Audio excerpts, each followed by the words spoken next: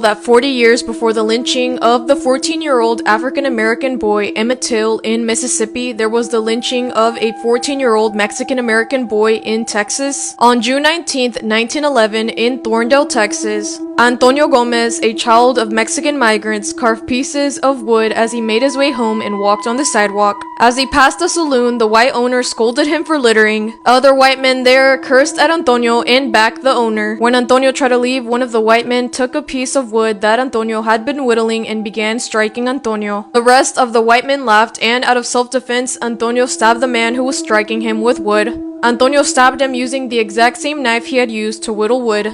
The white man eventually died from his wounds, and a constable who happened to be nearby immediately placed Antonio in a calaboose. When word got around town, the constable moved Antonio to a gin house to protect him from any angry white mobs. Antonio was only 14 years old, so he couldn't legally be executed for his actions. Just a few hours after being arrested, an angry white mob did in fact find Antonio. Antonio did try to run, but he was grabbed by some men and horsemen. They dragged him around town, tied to the back of a buggy, and into the middle of town, where hundreds of people watched him get beat, kicked, and lynched. At one point he fell, gasping for air, but they still continued to kick him. The Mexican community and the Mexican government voiced its outrage and demanded justice. This pressured the governor of Texas at that time to act. He had 4 men arrested, one of which his charges were dropped, and the other 3 were acquitted. Antonio Gomez, just like Emmett Till, never got his justice.